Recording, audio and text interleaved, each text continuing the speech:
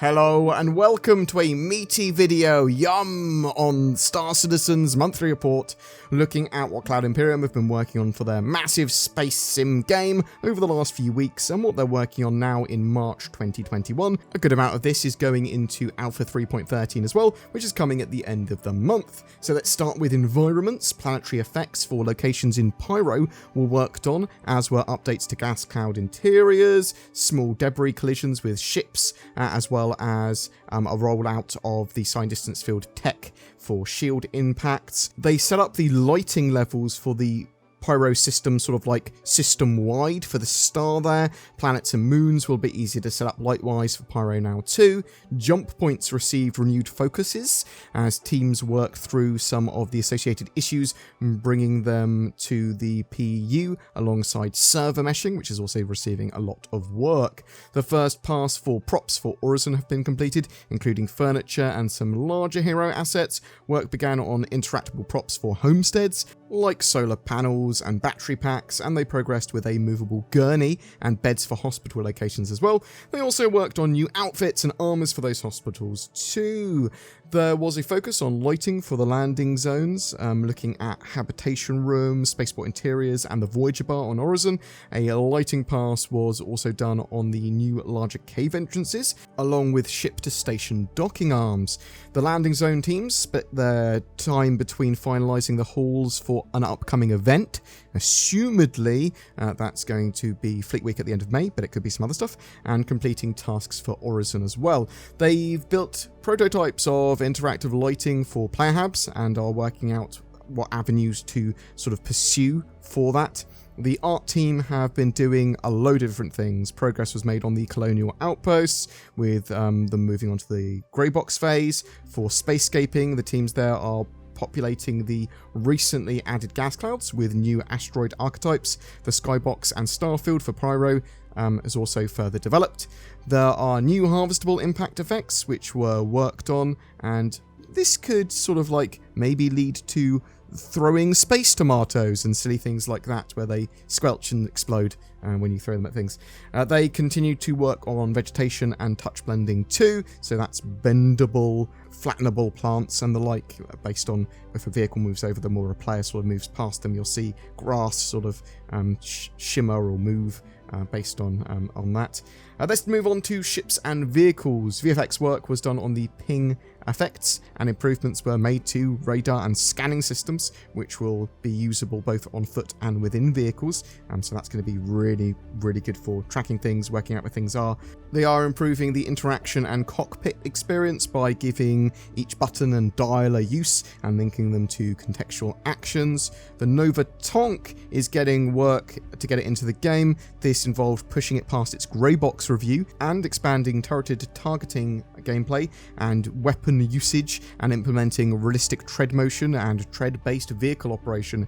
The Nova Tank will operate like a proper tank. It will have tank controls, as it were, or at least tracks that make it move like a tank. The release prep review gate was also completed for an upcoming new vehicle that is yet to be announced. So, ooh, new vehicle soon. Could it be 400i? Could it be something else? Yes, to both. I mean, it could be either. The Constellation Taurus reached the final art phase and is currently tracking for a Q2 release.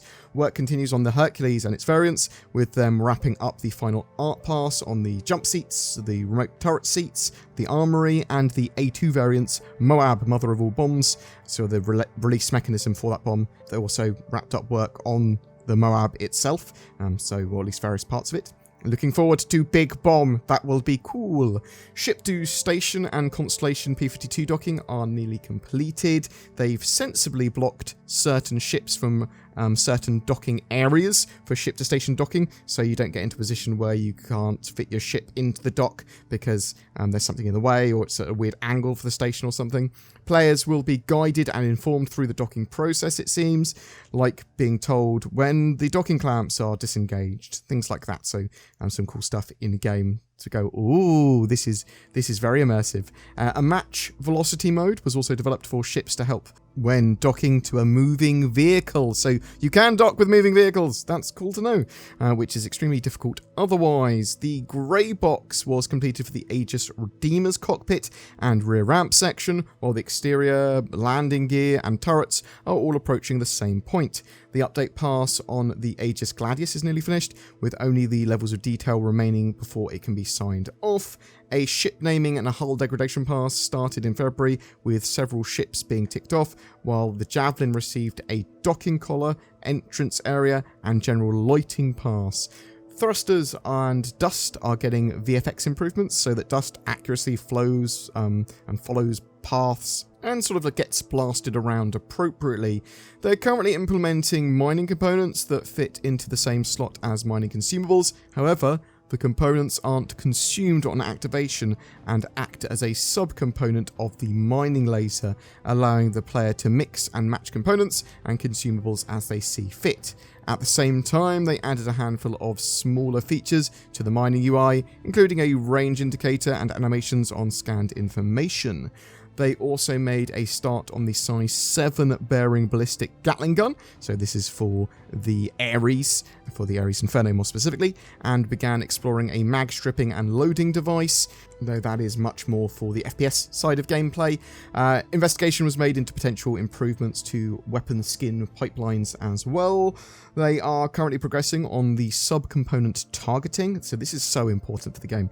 This system will be shared across spaceships and characters. For example, NPCs on foot could target a ship engine with a rocket launcher, the same way a ship could target the engine with missiles. So you're going to be able to target thrusters and components individually on ships, so pew pew, which will make larger ship fights in multitude more in-depth, but also just targeting the right component at the right time, disabling certain parts of ships. That's going to be super important once we have physicalized components, because that's going to really win or lose you battles. Let's take a look at gameplay and mission updates. The live content team completed varying tasks, including polishing new and upcoming missions, prototyping spawn closets, and developing harvestables. Coders enhanced the bounty system so that bounties outside of monitored zones will inadvertently or purposefully give away their locations through a variety of actions. The aim is to give bounty hunters the chance to track bounties in unmonitored zones and ensure bounties always feel like they're on the run. A new system was worked on to allow the devs to hijack advertising screens in locations around the PU to show breaking news or safety alerts. They're also developing a security system that will allow them to remove the automatic crime stats given by trespass zones. Currently, in order for station defenses or security to attack a player, they must be given a crime stat for trespassing. This is not the intention. The new system will allow players to enter a trespass zone, and as long as they remain undetected, they will not receive a crime stat. In the future, this will allow them to have security instruct the player to leave, and should the player ignore the warning, they would be arrested or ultimately killed. Security and automated defenses will engage players without them needing a crime stat. They began to plan for an upcoming cargo refactor, which aims to physicalize items within cargo grids.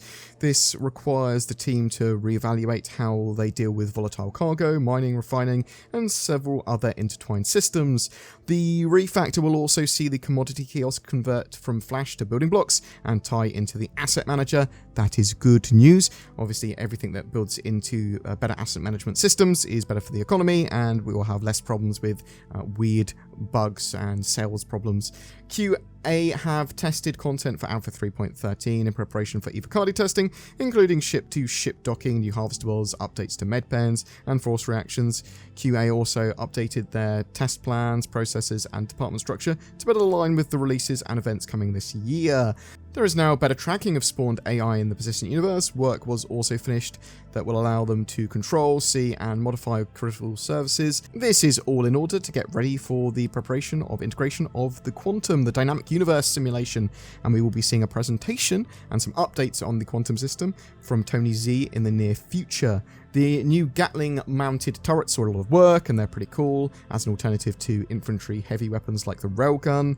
The first pass on the Volt Parallax energy rifle was completed, and a standalone Grey Cat industrial cutting tool that went through final art. They also worked on some bits so that it could correctly weld open certain panels and areas. There was some more work towards expanded hacking gameplay.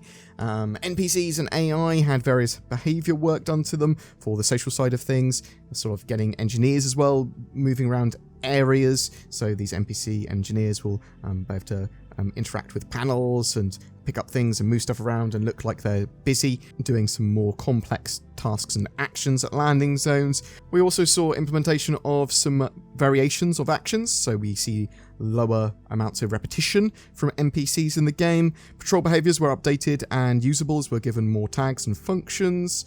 Also, some skill formulas were implemented for AI using different weapons. They now have NPCs able to properly search for and replenish their ammo from crates for the current weapon that they're using correctly. Let's move on to some other features like Vulkan and the Gen 12 renderer, which made good progress, especially with shadows, clouds, and shader tech. And testing of the Vulkan backend was rolled out further to get wider visibility on the new API. It looks like it's making leaps and bounds, and I'm looking forward to the Gen 12 renderer and Vulkan support very soon.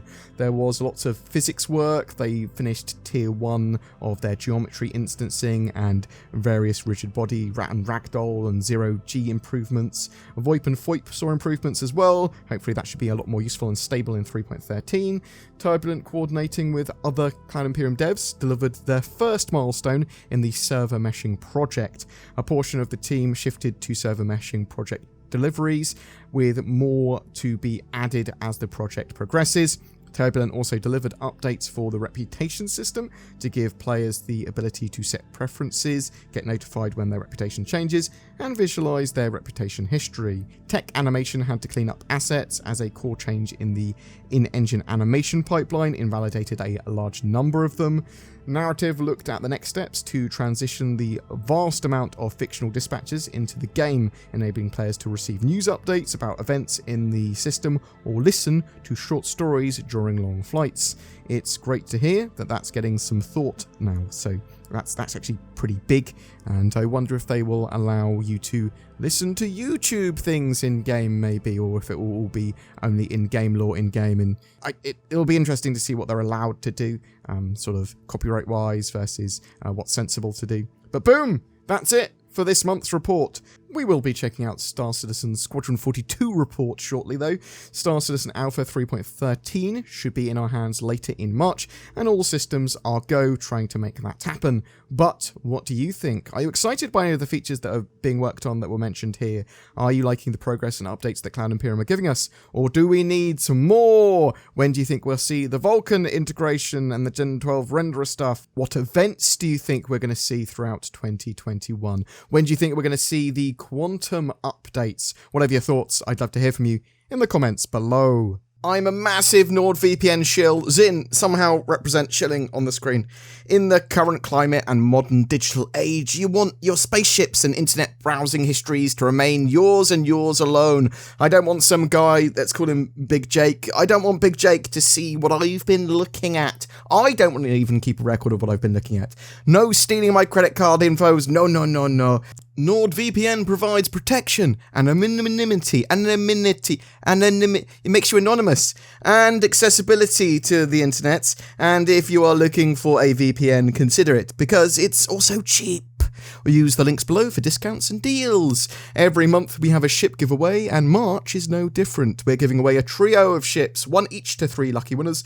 This month with a Origin 100i, 125A and 135C, all with game packages. Zin, have them flying around screen. All you need to do to be in for a chance to win one of those is comment on any of my videos made throughout the month. More details down below in the description.